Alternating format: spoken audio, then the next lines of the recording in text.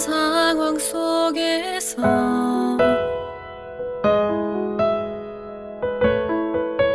주를 찬양할지라.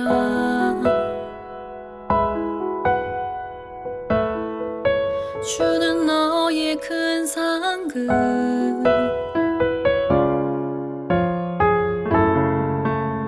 큰 도움이시라.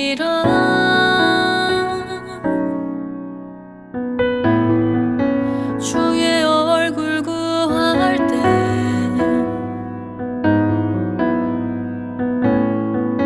주의 영을 부으사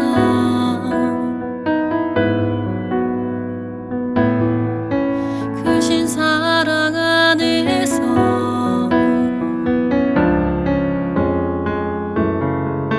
주를 보게 하소서.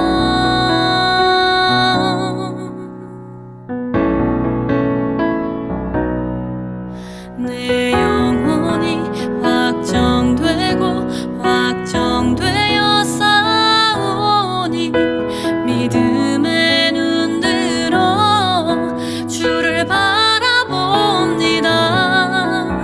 내 영혼이 확정되고 확정되어 싸우니 믿음의 눈 들어 주를 바라봅니다.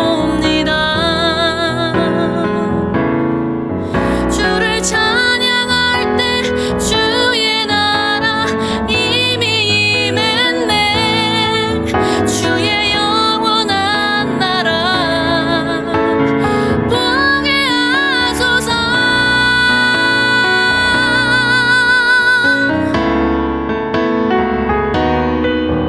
내 영혼이 확정되고 확정되어 싸우니 믿음의 눈 들어 주를 바라봅니다. 내 영혼이 확정되고 확정되어 싸우니 믿음의 눈 들어 주를 바라봅니다. 믿음의 눈 들어 주를 바라봅니다.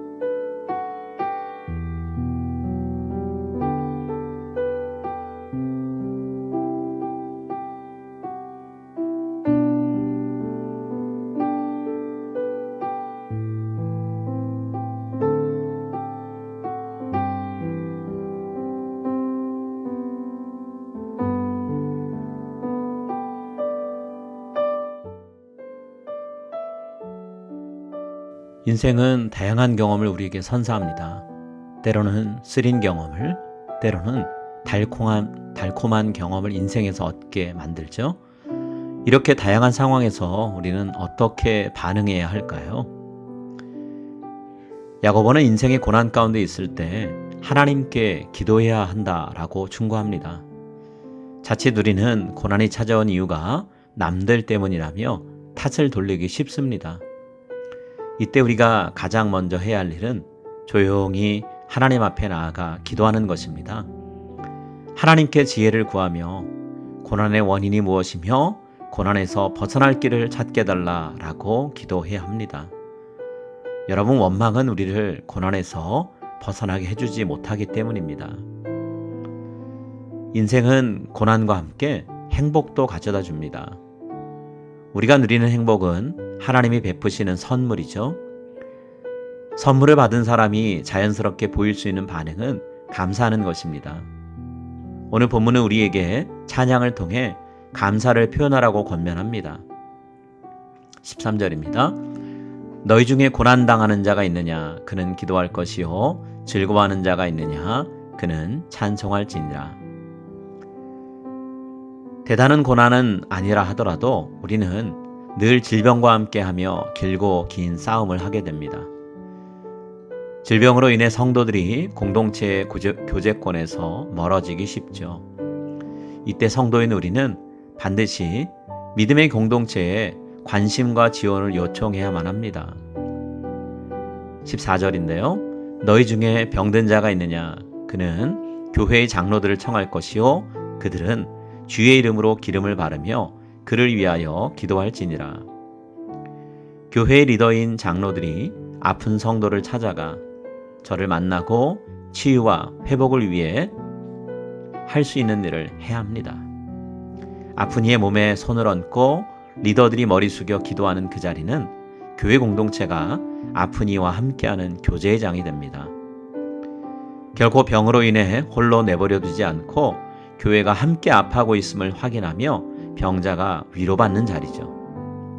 더 나아가 믿음으로 기도하는 성도들의 기도를 들으시고 하나님이 일하시는 역사의 현장이기도 합니다. 아픈 이의 몸과 마음이 위로받고 교회 공동체의 깊은 관심과 지원 속에 하나님의 손길이 임하는 것만큼 감동적인 자리가 어디 있을까요? 믿음의 기도는 병든 자를 구원하리니 주께서 그를 일으키시리라. 혹시 죄를 범하였을지라도 사하심을 받으리라. 그러므로 너희는 서로 죄를 고백하며 병이 낫기를 위하여 서로 기도하라. 의인의 간구는 역사하는 힘이 큼이니라. 성도인 우리는 믿지 않는 일과 같이 인생의 빛과 어둠을 모두 다 경험하게 됩니다. 그런데 성도는 그 경험을 교회 공동체와 함께 할 수 있습니다. 성도는 홀로 무거운 고통의 짐을 지지 않고 교회 공동체와 함께 나눠지게 됩니다. 성도는 외롭게 자신의 기쁨을 자축하지 않고 교회 공동체와 함께 나눕니다. 여러분 모두 교회 공동체와 함께 인생의 길을 걷는 복을 누리시기를 축원합니다.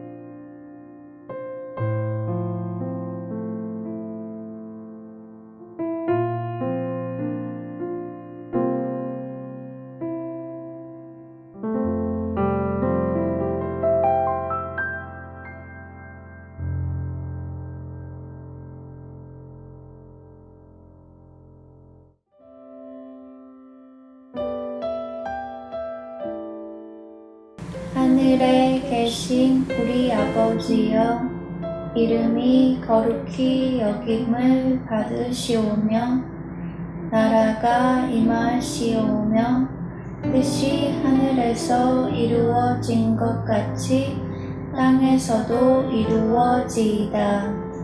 오늘 우리에게 일용할 양식을 주시옵고 우리가 우리에게 죄 지은 자를 사하여 준 것 같이 우리 죄를 사하여 주시옵고 우리를 시험에 들게 하지 마시옵고 다만 악에서 구하시옵소서. 나라와 권세와 영광이 아버지께 영원히 있사옵나이다. 아멘.